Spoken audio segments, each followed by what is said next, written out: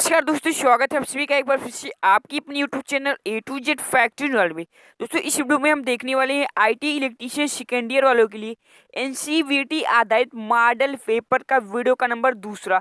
मैंने जो पिछला वीडियो बनाया उसमें 50 प्रश्न कवर किए हैं जो कि बिल्कुल एनसीवीटी आधारित मॉडल पेपर है। यहाँ से आपको एग्जाम में 100% यहाँ से आपको प्रश्न देखने को मिलते हैं। तो चलिए ज़्यादा देर न करते आज की वीडियो को स्टार्ट करते हैं। इस वीडियो में हम 25 प्रश्न को ही कवर करेंगे ताकि वीडियो बहुत ही लंबा ना हो पाए। तो पहला प्रश्न कह रहा है आपके सामने है, कह रहा है डीसी मोटर को स्टार्ट करने पर आप देखते हैं कि वह झटके से चालू होती है। इस प्रभाव का दोष क्या हो सकता है? तो इस प्रश्न का जो राइट आंसर हो जाएगा ऑप्शन नंबर सी, स्टार्टर का कॉन्टैक्ट पिविटेड है। तो ऑप्शन नंबर सी इसका राइट आंसर हो जाएगा। तो नेक्स्ट प्रश्न की ओर अगला प्रश्न देखते हैं। दूसरा प्रश्न कह रहा है आर्मेचर बाइंडिंग के अर्थ दोष परीक्षण के लिए निम्न में से कौन सी विधि नहीं अपनाई जाती है? ध्यान सुनिएगा, कह रहा है नहीं अपनाई जाती है। तो आपके सामने चार ऑप्शन है, राइट आंसर हो जाएगा इस प्रश्न का ऑप्शन नंबर डी, विभो ड्राफ विधि नहीं अपनाई जाती, बाकी तीनों विधियां अपनाई जाती हैं। नेक्स्ट प्रश्न की ओर अगला प्रश्न कह रहा है हमारा, कह रहा है 3 फेज प्रेरण मोटर एवं तुल्यकालिक मोटर की तुलना में अधिक घूर्णन गति रखने वाली मोटर डॉट डॉट कहलाती है, यानी कौन सी मोटर कहलाती है? तो राइट आंसर हो जाएगा इस वाले प्रश्न का भी option number D, pony motor कहलाती है। क्या हो जाएगा? Option number D, pony motor कहलाती है। चौथा प्रश्न देखते हैं जो कि बिल्कुल इजी सा प्रश्न है और बहुत ही इंपॉर्टेंट प्रश्न को ध्यान सुनिएगा। कह रहा है चित्र में किस प्रकार का ट्रांजिस्टर दर्शाएगा? तो आपको अच्छे से चित्र को देख लीजिएगा। तो इसका एकदम कॉमन जो यही इसका मेन ये जो एरो दिख रहा है यही इंपॉर्टेंट है, यही से आप पता लगा सकते हैं कौन सा ट्रांजिस्टर दिखाया जा रहा है। तो ये रही आपके सामने चार ऑप्शन, राइट आंसर हो जाएगा इस वाले प्रश्न का हो जाएगा option number B, NPN transistor है। कौन सा एनपीएन ट्रांजिस्टर दर्शाया गया है? बढ़ते नेक्स्ट प्रश्न की ओर। अगला प्रश्न देखते हैं। अगला प्रश्न कह रहा है हमारा स्टेप्ड वोल्टेज स्टेबलाइजर में आउटपुट वोल्टेज को रेगुलेट करने के लिए निम्न में से कौन सा ट्रांसफार्मर प्रयोग किया जाता है? तो इस वाले प्रश्न का राइट आंसर हो जाएगा option number B, auto transformer प्रयोग किया जाता है। नेक्स्ट प्रश्न की ओर 7वां प्रश्न कह रहा है किसी भी चालक की स्ट्रिंग दक्षता बढ़ाई जा सकती है, यानी कि उसकी दक्षता कैसे बढ़ाई जा सकती है? तो इस वाले प्रश्न का राइट आंसर हो जाएगा ऑप्शन नंबर ए, चालक में स्ट्रिंग की संख्या कम करके उसकी जो दक्षता है उसको हम बढ़ा सकते हैं। बढ़ते नेक्स्ट प्रश्न की ओर। अगला प्रश्न कह रहा है विद्युत वितरण सिरों पर लाइन में आजकल डॉट डॉट प्रकार के खंभे का प्रचालन है, यानी कौन से खंभों का प्रचालन सर्वाधिक है वर्तमान में? तो राइट आंसर हो जाएगा इस प्रश्न का ऑप्शन नंबर सी, ट्यूबुलर खंभे का प्रयोग सर्वाधिक आजकल प्रयोग किया जा रहा है, ट्यूबुलर खंभे। नेक्स्ट प्रश्न की ओर अगला प्रश्न कह रहा है हमारा यदि किसी डीसी शंट जनित का अवशिष्ट चुंबकत्व समाप्त हो जाए तो उसे पुनः प्राप्त करने के लिए क्या किया जाता है? बिल्कुल इजी सा प्रश्न है, कई बार मैंने वीडियो में इसको पहले प्रश्न को डिस्कस किया है। तो आपके सामने चार ऑप्शन है, राइट आंसर हो जाएगा प्रश्न का option number B, shunt field को कुछ मिनट के लिए बैटरी से संयोजित कर देने पर जो है उसमें पुनः चुंबक का गुण प्राप्त आ जाता है। बढ़ते नेक्स्ट प्रश्न की ओर।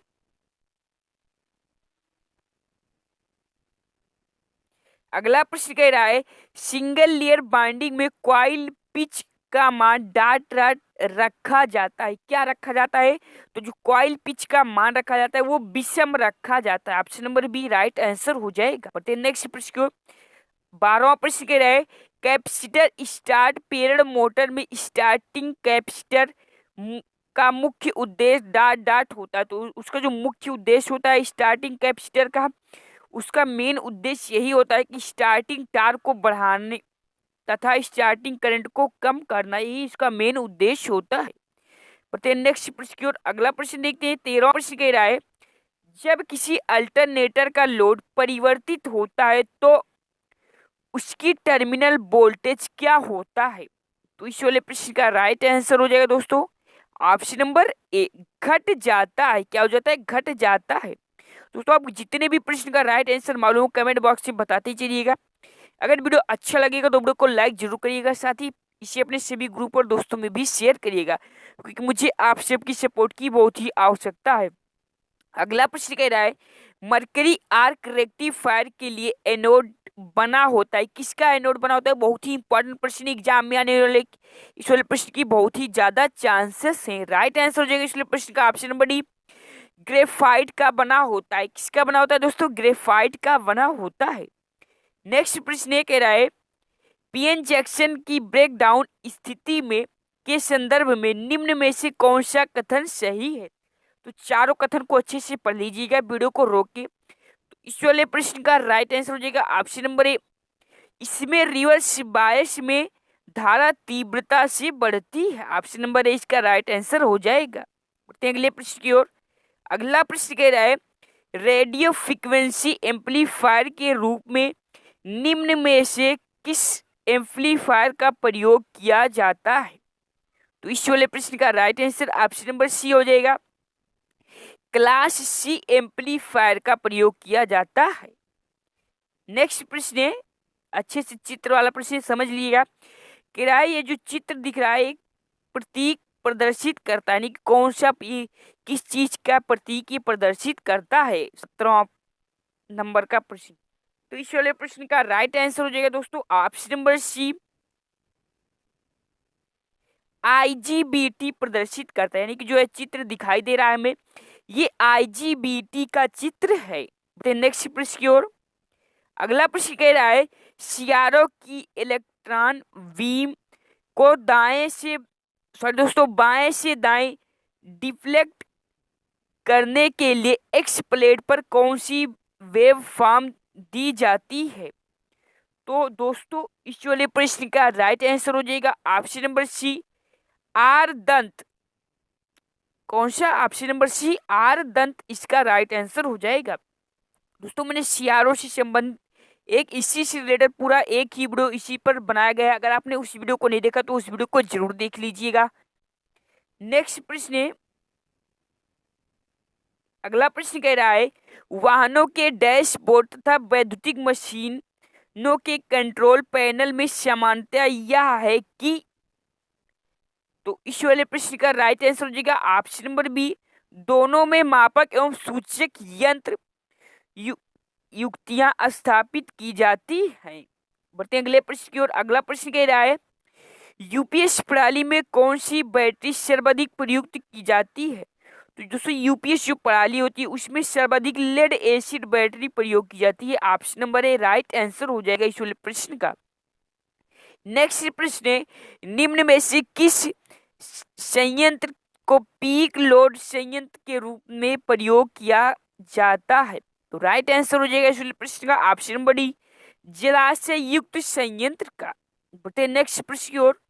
हमारा अगला प्रश्न कह रहा है ज्वार ऊर्जा में वैद्युत शक्ति का उत्पादन निम्न में से किस पर निर्भर करता है? तो राइट आंसर हो जाएगा इस प्रश्न का ऑप्शन नंबर बी, समुद्र व बेसिन के बीच बहाव पर निर्भर करता है। नेक्स्ट प्रश्न है, अगला प्रश्न कह रहा है हाइड्रोजन बम निम्न में से किस प्रक्रिया पर आधारित होते हैं? बहुत ही इंपॉर्टेंट प्रश्न है। राइट आंसर हो जाएगा नाभिकीय संलयन पर आधारित होते हैं। बढ़ते नेक्स्ट प्रश्न की ओर। अगला प्रश्न कह रहा है 220 किलो वोल्ट की विद्युत पारेषण लाइन में प्रयुक्त त्वरित चालक है। कौन सा त्वरित चालक 220 किलो वोल्ट लाइन में प्रयोग किया जाता है? राइट आंसर हो जाएगा ऑप्शन नंबर बी, थायराइड त्वरित चालक। बढ़ते अगले प्रश्न की ओर। अगला प्रश्न कह रहा है हमारा, कह रहा है वह सुरक्षा युक्ति जो निर्धारित धारा मान के 1.5 गुने मान पर 4 घंटे बाद तक भी परिपथ को नहीं खोलेगा डॉट होगा। राइट आंसर हो जाएगा option number C, circuit breaker होगा। तो दोस्तों ये थे मॉडल पेपर का वीडियो का नंबर दूसरा। इस वीडियो में मैंने 25 प्रश्न कवर किया ताकि वीडियो ज़्यादा लंबा ना हो। आई होप आपको हमारा वीडियो जरूर अच्छा लगा होगा। वीडियो अच्छा लगा तो वीडियो को लाइक जरूर करिएगा। चैनल पर नए होंगे तो चैनल को सब्सक्राइब कर लीजिएगा, साथ ही नोटिफिकेशन बेल के आइकन को भी प्रेस कर लीजिएगा ताकि जैसे मैं कोई अगली वीडियो अपलोड करूँ आपके पास नोटिफिकेशन सबसे पहले पहुँचे और आप उस वीडियो को देख लें। मिलते हैं फिर ऐसी नेक्स्ट वीडियो के साथ, तब तक के लिए इजाजत। जय हिंद, जय भारत।